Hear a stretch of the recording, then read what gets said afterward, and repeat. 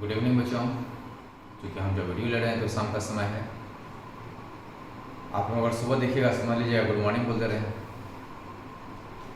आज का ये वीडियो आपको एक नया अध्याय एओडी का नया चैप्टर जिसका नाम है Rolle's and Lagrange's theorem.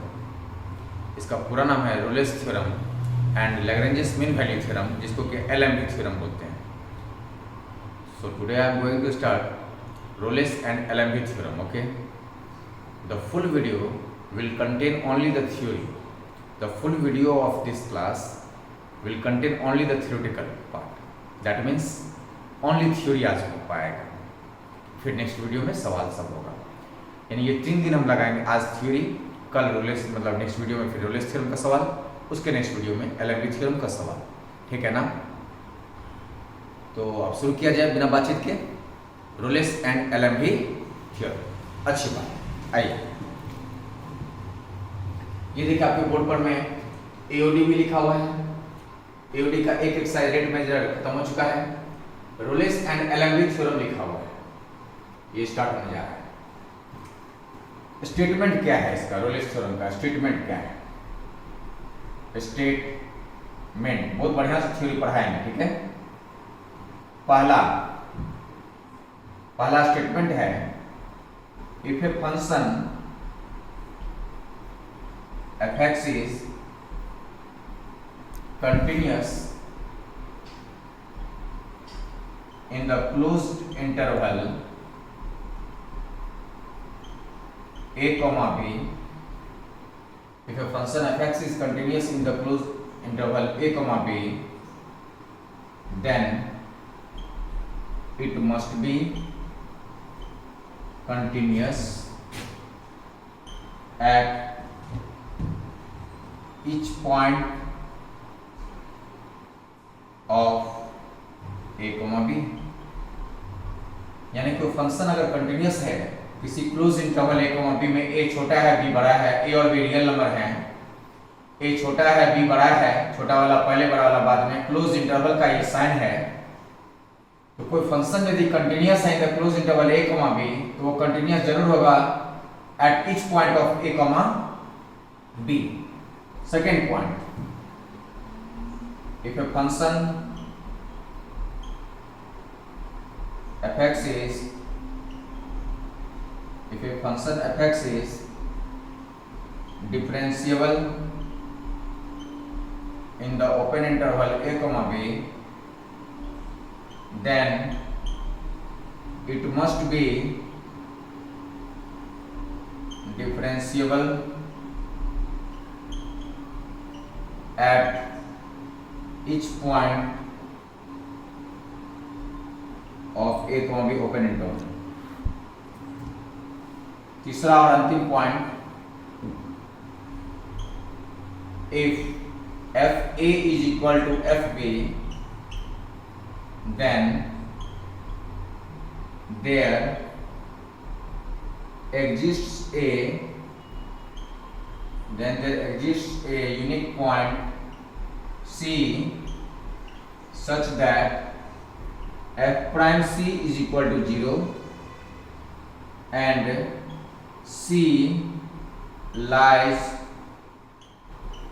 between A and B। यानी C जो है therefore C lies between A and B। आपको बच्चों इसमें हम ये कहना चाहेंगे कि आपको इसमें ऐसा महसूस हो रहा होगा कि स्टेटमेंट लिखे हैं सर जी, किसका statement? Statement of Rolle's theorem. किसका स्टेटमेंट? रोलेस थ्योरम का स्टेटमेंट।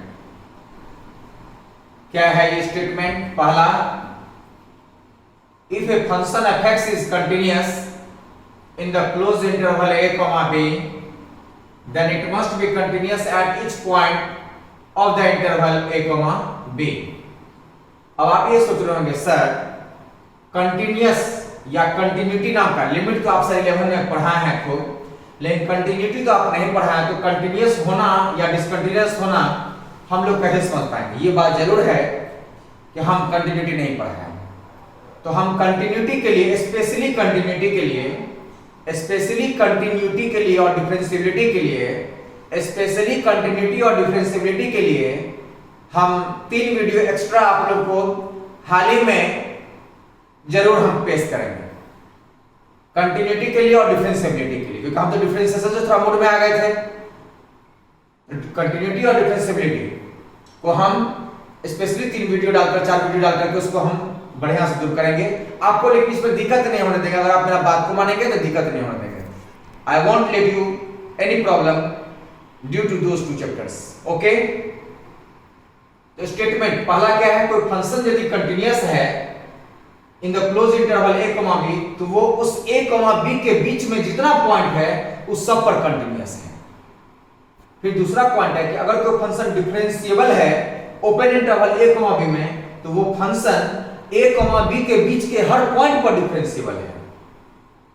तीसरा और सबसे मुख्य पॉइंट ये लीजिए, स्टार मार्क लगा दिए, कि अगर fa fb है, आप ये सोचेंगे इसका मतलब क्या है, आप चिंता मत करें, हम अभी जस्ट समझाने वाले हैं।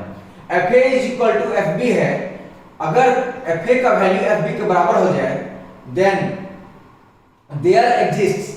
there exists a unique point c such that f prime c, मतलब एक बार जब डिफरेंशिएट करते थे dy by dx लिखते थे ना, उसी को f prime x b और c बैठा दिए तो f prime c बराबर 0 and c lies between a and b।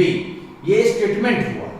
अगर हम इसको ऐसे ही छोड़ देंगे बच्चों तो जरूर कठिनाई होगा, तो हम इसको ज्योमेट्रिकल मीनिंग के द्वारा समझा रहे हैं।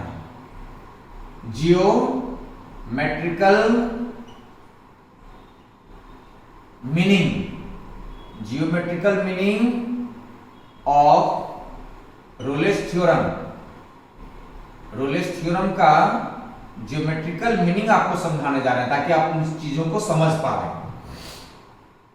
2 चीज मेरे जी में है, एक कंटिन्यूटी, एक डिफरेंशिएबिलिटी, लेकिन उसके कारण आपको कठिनाई नहीं आएगा, इसका गारंटी हम लेते हैं।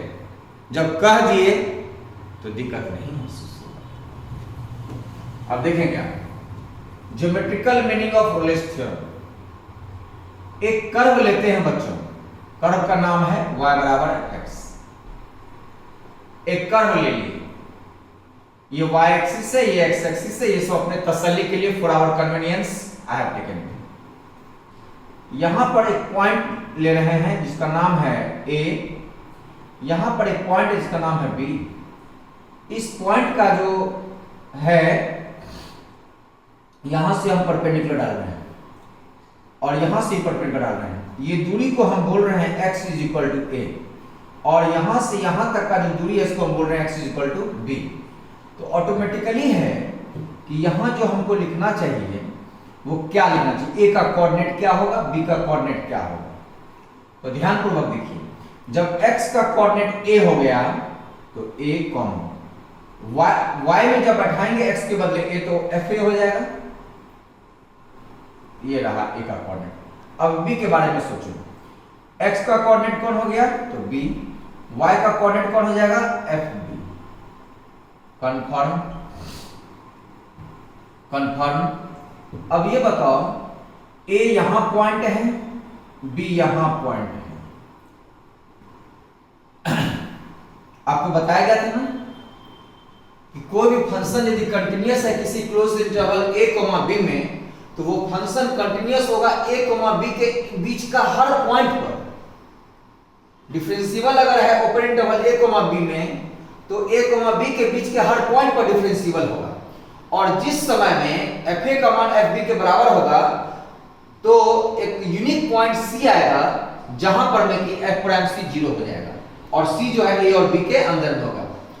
ये बात जो हम बोले हैं इसको समझाना पड़ेगा ना, ये जो बात बोले हैं इसको समझाना पड़ेगा ना, तो इसको जो समझाना पड़ेगा उसी के लिए ये ज्योमेट्रिकल मीनिंग लिए हैं। अब क्लियर है? सो एक बार फिर समझिए, कर्व लिए, कर्व का नाम y बराबर x, एक पॉइंट यहाँ a कैपिटल A, यहाँ b, x कोऑर्डिनेट a तो y कोऑर्डिनेट इसमें बैठा देंगे तो fa हो गया, यहाँ b, fb। अब एक चीज बताओ बच्चों, ये हाइट और ये हाइट लमसम आपको सेम दिख रहा होगा, मतलब ये लेवल और ये लेवल एकदम, ये जो fa का लेवल है वो fb के लेवल के एकदम बराबर दिख रहा होगा, ये और ये हाइट। तो ये और ये हाइट जब आपको सेम दिख रहा है तो इसका मतलब एफ ए बराबर एफ बी हो गया। अच्छा, इस ए और बी पॉइंट के बीच में, इस ए और बी पॉइंट के बीच में क्या कोई ऐसा पॉइंट आपको दिखता है जहां पर में अगर हम टेंजेंट खींच दें, टेंजेंट माने वो लाइन कर्व पर में, तो वो लाइन एक्स एक्सिस के पैरेलल हो सके? एक बार फिर से कह रहे हैं, क्या एफ ए बराबर एफ बी दिख रहा है? यस। ए और बी दो पॉइंट है, इन दोनों के बीच में इस कर्व पर में ऐसा कोई जगह आपको दिखता है जहां पर में अगर हम टेंजेंट खींच दें इस कर्व पर में, तो वो टेंजेंट जो है एक्स एक्सिस यानी इसके पैरेलल हो सके? तो आपको लग रहा होगा हाँ सर ये पॉइंट तो है जहां पर अगर टेंजेंट खींचेंगे तो एकदम एक्स एक्सिस के पैरेलल दिखेगा। तो ये पॉइंट को हम सी मान लेते हैं बच्चों। और जब एक्स एक्सिस के पैरेलल, जब कोई लाइन एक्स एक्सिस के पैरेलल हो गया, if a line is line यानी tangent, if a line is parallel to x axis that is f prime c बराबर 0। अब तुमको लग रहा होगा ये क्या की? अच्छा बताओ, स्ट्रेट लाइन 11th क्लास में पढ़े स्ट्रेट लाइन, जब कोई लाइन x एक्सिस के पैरेलल रहेगा तो स्लोप कितना हो जाएगा? m बराबर tan थीटा होता था ना, स्लोप कितना होता था? m बराबर tan थीटा। तो जब x एक्सिस के पैरेलल रहेगा तो थीटा कितना हो जाएगा? 0। याद है ना मेरा स्लोप बताने का अंदाज क्या था? जब x एक्सिस एंटी क्लॉकवाइज मुड़ता है किसी लाइन से मिलने के लिए, क्या बोलते थे हम? जब x एक्सिस एंटी क्लॉकवाइज मुड़ता है किसी लाइन से मिलने के लिए, तो ये तो लाइन है और ये x एक्सिस से मुड़ने के लिए कैसे मिल पाएगा? दोनों तो पैरेलल है ना, बोथ आर पैरेलल। सो अगर कोई लाइन x एक्सिस के पैरेलल है बाबू, तो उसका स्लोप कितना हो गया? 0। तो स्लोप का मतलब m, यानी यही क्या हो गया? m बराबर tan theta f prime x, लेकिन x के बदले c क्योंकि पॉइंट का नाम c है, तो f प्राइम c क्या हो गया? 0, यानी tan थीटा भी क्या हो गया? 0। और जब ऐसा कंडीशन आया है तो c कौन है? एक पॉइंट है जो कि किसके बीच में है? a और b के अंदर में है। देयरफॉर c जो है वो a और b के अंदर में, c lies between a and b। अब आप सोच रहे हो कि सर जी एक बार और समझा दीजिए। हम एक बार क्या बहुत बार समझा सकते हैं, तो ये लीजिए फिर से, geometrical meaning of Rolle's theorem. Rolle's theorem में क्या है? एक कर्व लिए, कर्व का नाम क्या है? y बराबर fx। अब यहां लिखिए चाहे यहां लिखिए y बराबर fx, कहीं तो कर्व है ना है। कर्व पर में दो पॉइंट लिए, एक पॉइंट यहां एक पॉइंट यहां, दोनों पॉइंट से परपेंडिकुलर डालें, अच्छी बात है। अब आपको साफ दिखता होगा कि ये दोनों का लेवल, यहां का और यहां का लेवल एकदम सेम है, ये हाइट और ये हाइट सेम है। तो हमने कहा कि अगर हाइट सेम है तो क्या इन दोनों पॉइंटों के बीच में कोई ऐसा पॉइंट है जहां पर अगर हम इस कर्व पर में टेंजेंट खींचेंगे तो एक्स एक्सिस के पैरेलल हो जाए? Is there any point upon which the tangent is drawn and the tangent is parallel to x axis? Is there any point? Yes, there is a point C। एक point C है, एक point C है जहां पर अगर हम tangent खींचते हैं तो x एक्सिस के पैरेलल हो जाएगा, और जब x एक्सिस के पैरेलल होगा तो उसका स्लोप कितना हो जाएगा? 0। अब आप भूल गए होंगे तो उपाय बताए ना कि m बराबर, आपको 11 में सिखाया गया, m बराबर tan theta dy/dx f prime x, तो इसका लाइन का स्लोप क्या हो गया? 0। और ये पॉइंट कहां है? ऐसे जगह पर है जो a और b के अंदर में है। यही बतलाता है रोलेस थ्योरम का ज्योमेट्रिकल मीनिंग। पक्का है? एक बार देख लीजिए, ये यहां तक हो गया है। अब हम एलेम्बिक थ्योरम पे अभी जस्ट जाएंगे, बोर्ड को फ्रेश करके देख लीजिए ठीक से।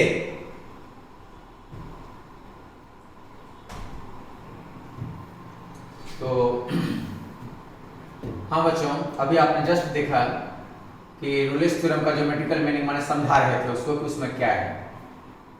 तो उसका जो तीसरा जो पॉइंट था fa is equal to fb and f prime c is equal to 0। fa is equal to fb, और वो तभी होता है जब f prime c बराबर 0 और c कहाँ होता है a और b के बीच में। बिल्कुल वैसे ही अब हम फिर शुरू करने जा रहे हैं एलेम्बिक थ्योरम का थ्योरी। आज का वीडियो आपका थ्योरी में ही जाएगा, ऐसा तो भूलवे किए थे ना। एलेम्बिक थ्योरम पूरा नाम क्या है? Lagrange's mean value theorem. फिर से बोलते हैं लैग्रेंजेस मीन वैल्यू थ्योरम, फिर से बोलते हैं लैग्रेंजेस मीन वैल्यू थ्योरम। पूरा नाम वहां लिखा हुआ है एलेम्बिक थ्योरम, शॉर्टकट में बहुत लोग एलएमवीटी भी बोल देते हैं। इसका जो स्टेटमेंट है बच्चों, इसका जो स्टेटमेंट है वो पहला point same as Rolle's theorem, ठीक है। दूसरा point same as Rolle's theorem, ठीक है। तीसरा पॉइंट जो कि उसमें भी स्टार मारा है, इसमें भी लगा रहे हैं, वहां पर एफ प्राइम सी 0 हो गया था, याद है। रोलेस थ्योरम में तीसरा पॉइंट में एफ प्राइम सी 0 हो गया था, याद है, क्योंकि एफ ए बराबर एफ बी हो गया था। इसमें ना ही एफ ए बराबर एफ बी होगा और ना ही एफ प्राइम सी 0 होगा, तो होगा क्या कि ये होगा F prime C is equal to F B minus F A by में B minus A and C lies between A and B, ये तो वहां भी था। अब इसको हमको स्टेटमेंट लिखे हैं, इसको प्रूफ करके नहीं दिखा देंगे तो अचानक में कैसा लगेगा, और ऐसे भी प्रूफ कर भी देंगे तो you will have to keep it in your mind only. If I am going to prove it then also you will have to keep it in mind only, क्योंकि सॉल्व बनाते वक्त में रोलेस थ्योरम का तीसरा point, LMB का तीसरा point काम ये पड़ेगा, पक्का है। ऐसा नहीं है कि बस इतना ही थ्योरी है, पहले इतना कर लें उसके बाद फिर दो और पॉइंट है, ठीक है ना। चलिए पहले इसको करें, इसको आप लोग देख लीजिए ठीक से, ये क्या लिखा हुआ है, हम इसको प्रूफ करने जा रहे हैं। तो प्रूफ करने के लिए हमको इसको आप लोग देखते ही रहिए, ऐसे ही देखते रहिए। ये देखिए यहां लिख रहे हैं बच्चों हम प्रूफ कर दे रहे हैं, क्योंकि मान लो कोई किसी के कोई बोर्ड में हो गए आज इस चैप्टर से प्रूफ का जरूरत पड़ जाता है, ठीक है ना। इस चैप्टर से प्रूफ का, जैसे कि इनवर्स सर्कुलर फंक्शन में देखते थे प्रूफ का जरूरत पड़ता था बाप रे बाप बहुत ज्यादा, वैसे एलएमबी थ्योरम में भी प्रूफ का जरूरत या रोलेस थ्योरम में पड़ जाता है। आ गया, ठीक है, नहीं यार कोई बात नहीं, सीख लेंगे। प्रूफ वो लाना है, कैसे प्रूफ कर रहे हैं, ठीक है। करते करते वो जगह को फिर मिटा देंगे। लेट अस कंसीडर मतलब मान लीजिए अ फंक्शन, ये देखो fx is equal to ax plus fx। अब आप कहेंगे ये कहां से आ गया, मान लीजिए प्रूफ करना है किसी चीज को, तो ये का अंदाज हो गया, रटना पड़ेगा आपको प्रूफ को, इसको रटना पड़ेगा, फिर समझ में अपने आप आ जाएगा। कभी बोलते हैं रटने के लिए, नहीं ना बोलते हैं, लेकिन यहां बोल रहे हैं कि अगर इसको प्रूफ करना है एक फंक्शन लिए, ऐसा लिए, याद रखना पड़ेगा। कभी बोलते हैं कि रटो, आज बोल रहे हैं कि एक फंक्शन लिए, ऐसा लिए। अब ये ऐसा हो गया, f प्राइम x निकालो तो बच्चों, ये रहा ये f prime x, a x का x के रिस्पेक्ट में 1 और प्लस में f प्राइम x, ओके। अब चलिए दो ठो पॉइंट है, a एक ठो पॉइंट है, एक ठो पॉइंट का नाम b है। तो अगर हम एट x, a की बात करें, अगर ऐसा करें तो fa को क्या लिखेंगे, a इंटू a मतलब x के बदले a बच्चों, a into a plus f into a, is it not. तुम सोच रहे हो कि दो ठो x दो अलग अलग तरह का, नहीं ऐसा कोई बात नहीं है, भले f दो अलग तरह का बड़ा छोटा दिख रहा है, भले x एक है, ठीक है ना। लो मिटा दिया, लो मिटा दिया, हो गया, ठीक है। ये हो गया eight x, a, x, b, x, b पर में fb का वैल्यू क्या हो जाएगा, यहाँ b रखोगे बाबू, यहाँ ab प्लस fb होगा। अच्छा, अभी जस्ट रोलेस थ्योरम में पढ़े थे कि अगर हम लोग fa बराबर fb कर दें, fa बराबर fb कर दें तो क्या हो सकता है, a इंटू a प्लस में fa is equal to a into b plus में fb। तो a कॉमन ले लें क्या, a कॉमन लेंगे तो क्या हो जाएगा, a common a minus b, और यहाँ पर मैं fb माइनस fa।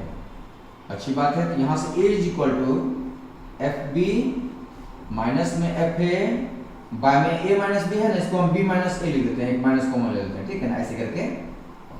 अब आप ये सोच रहे होंगे कि सर a आ गया, प्रूफ कहाँ होगा, अब होगा धीरे धीरे होगा। यहां से हम बोर्ड के उस साइड जा रहे हैं,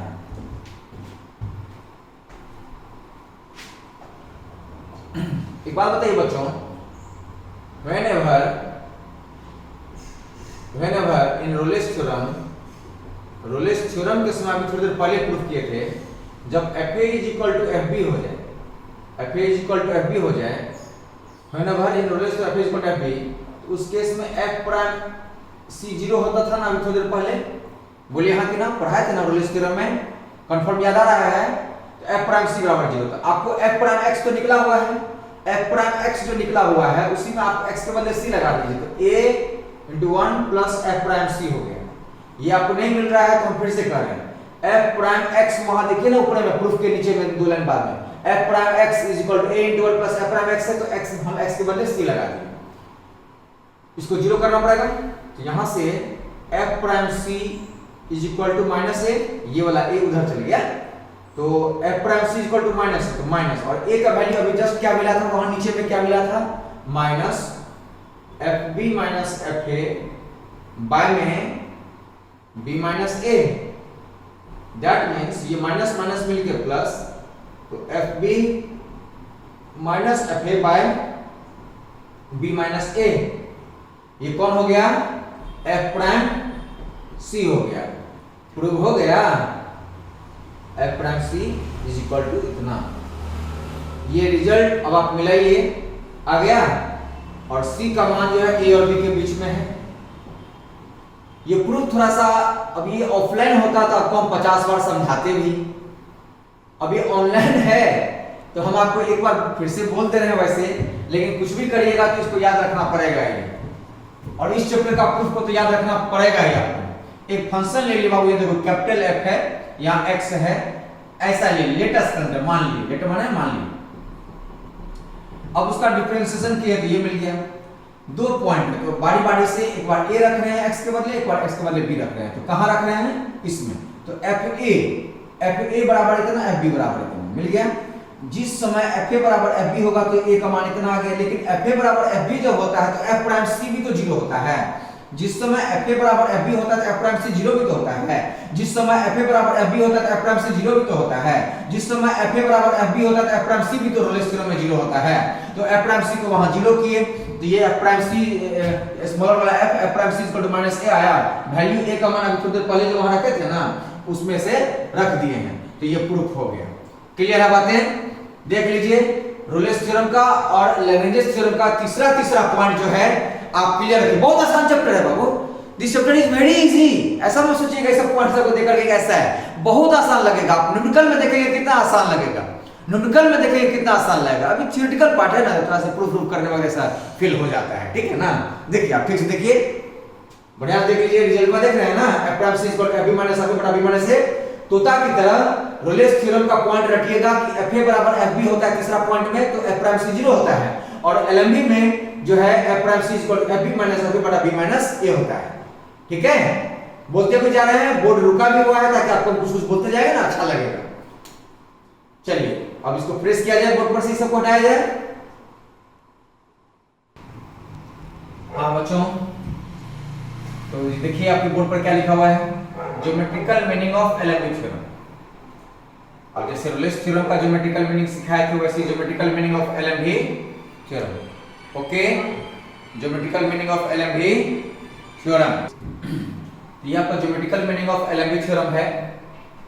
geometrical meaning of LMB theorem है, इसको देखिएगा, ये y एक्सिस ये x एक्सिस। ओके, यहां पर मैं एक कर्व ले लिए बच्चों, ये कर्व जो ले लिए हैं तो हम यहां पर में भी इसका एक ऐसे करके मिला दिए इसको, और फिर यहां से भी इसको ऐसे मिला दिए। ठीक है, ये कर्व का तो ये कौन हो गया, कॉर्ड हो गया। कॉर्ड जो है इसको चाहे तो यहां से मिला भी सकते हैं, बोलिए यहां की नाम दिखा दिया, ये a और यहां क्या हो गया b। अच्छी बात है, यहां पर मैं अगर चाहे तो आप ऐसे थीटा लिख सकते हैं, तो ये भी क्या हो गया theta, corresponding angles are equal. अच्छा, अब अगर हम ये बात बोले कि यहां से यहां का दूरी जो है ये ओरिजिन है, मूल बिंदु, ये दूरी अगर हम बोलते हैं x का मान a है और इसके लिए बोल दें अगर x का मान b है, तो ऑटोमेटिकली इस बात है a का कोऑर्डिनेट क्या आ जाएगा, a, fa। आपको मन में ये लग रहा होगा कि fa कहां से आ गया, तो कर्व का नाम अगर y बराबर fx है तो ऑटोमेटिकली है कि x के बदले a रख देंगे तो y का मान fa नहीं आ जाएगा। और यहां पर में हो जाएगा ये दूरी b है, तो ये हाइट कौन हो जाएगा, ये हाइट b, fb हो गया इसका कोऑर्डिनेट, बोलिए यहां की ना, यानी ये हाइट हो गया fa और ये हाइट कौन हो गया fb। दिखाई दिया ठीक है सबको। अच्छा, अब डायग्राम समझ में आया, एक कर्व लिए, कॉर्ड है ये AB, फिर उसको ऐसे प्रोड्यूस कर दिया, आगे बढ़ा दिए, अच्छी बात है। यहां थीटा है, ये भी थीटा है, a का कोऑर्डिनेट b का कोऑर्डिनेट लिख दिए, ये हाइट fa है, ये हाइट fb है। क्लियर है ना। अब हमको ये कहना है ज्योमेट्रिकल मीनिंग में लाना कौन चीज है, सो सुनिए, कि प्रूव ये करना है कि स्लोप ऑफ कॉड ए बी, क्या लिखा बाबू, स्लोप ऑफ कॉड A B is equal to slope of the tangent at C, मैंने सी को पॉइंट यहां ले लिए, स्लोप ऑफ द कॉड ए बी, इस कॉड ए बी का जो स्लोप होगा वही स्लोप ऑफ द टेंजेंट, यहां पर जो अगर कोई टेंजेंट डाल देते हैं उसका भी स्लोप वही होना चाहिए, उसका भी स्लोप वही होना चाहिए जो इस कॉर्ड का स्लोप है। ये y बराबर x तो कर्व का नाम है, कंफ्यूज मत हो जाइए, इस लाइन का नाम नहीं है, ये लाइन तो टेंजेंट है ना।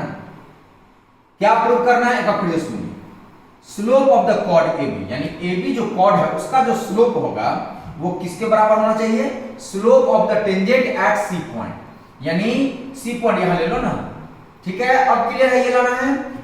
अब हम इसको बता रहे हैं, वो छोटा है, ज्यादा टेंशन की बात नहीं है।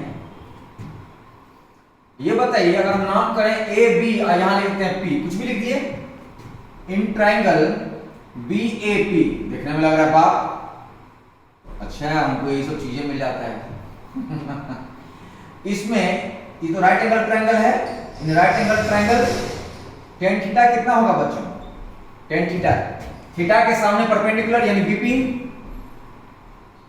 बाय बेस यानी एपी। अच्छा बीपी, ये बी और पी, बताइए टोटल कितना है बच्चों, टोटल कितना है एफ बी, और ये हाइट कितना है एफ है, ये कितना हो जाएगा, ये कितना हो जाएगा आपको एफ बी माइनस एफ है, ए पी, ए का यहां पी यहां, टोटल कितना है बी, और ये कितना है ए, ये कितना हो जाएगा बी माइनस ए।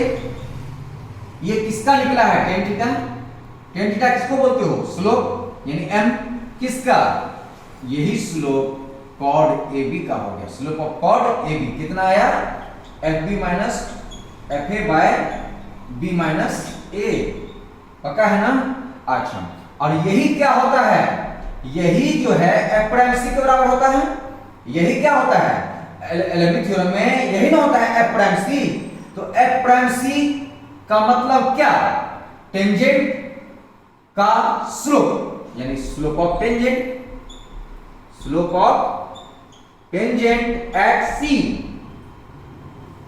तो टेढ़ा हो गया क्या लाइन, बढ़िया से देखना चाहते हैं फिर से, जरूर देखिए, in right angle triangle BAP, in right angle triangle BAP tan theta क्या होगा, थीटा के सामने परपेंडिकुलर BP बाय बेस यानी AP, तो BP बाय AP, BP कौन हो गया, टोटल है FB और ये है FA, तो FB माइनस FA, ये टोटल है FB, टोटल है FB, दिखाई दे रहा है ना, ये है FA, ये कितना जाएगा FB माइनस FA और AP, तो स्वाभाविक बात है यहाँ A है यहाँ P है, टोटल है B और यहाँ है A, ये कितना हो जाएगा B माइनस A, अच्छी बात है।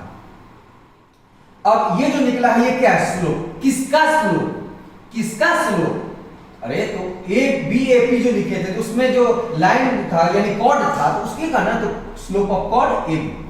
अब जो आया वही क्या होता है, जो आया वही क्या होता है, थोड़ी देर पहले प्रूफ नहीं किए थे, वही क्या होता है F prime C, F prime C क्या होता है, slope of the tangent. F prime C क्या है, भूल जा रहे हैं आप, थोड़ी देर पहले ही हम जो किए थे, F प्राइम C का मतलब क्या होता है, स्लोप है ना, तो स्लोप किसका होता है, टेंजेंट का है ना, लाइन का ना होता है।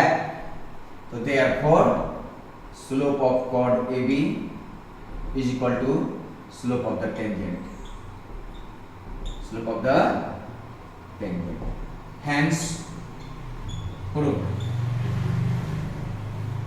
और इसी के साथ बच्चों ये आपका आ गया है, ठीक है। तो अब एक चीज बच गया जो जिसका नाम है, अब एक चीज बच गया है, तो हम उधर जाकर के नाम लिख देते हैं, आज लगता है नहीं हो पाएगा।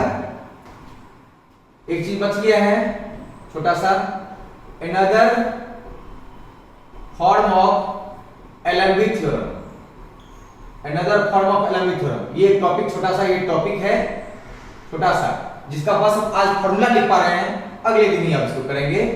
FA plus H is equal to में FA plus H into F prime A plus theta H। इसको देखकर जरूर आप लोग को ये लग रहा होगा कि ये हम अप्रोक्सीमेशन में बताए थे और बोले थे कि हम इसको प्रूव कर देंगे, इसी चैप्टर के बारे में बोले थे रोलेस एंड लैग्रेंज थ्योरम में। तो ये देखिए वहां पर ये थीटा H खाली नहीं था, यहाँ थीटा का मान 0 और 1 के बीच में है, ठीक है ना, और ये सब बातें हैं, C जो था A और B के बीच में है, नेक्स्ट क्लास, यहां लिख दिए नेक्स्ट क्लास। अब यहीं से स्टार्ट होगा नेक्स्ट वीडियो में।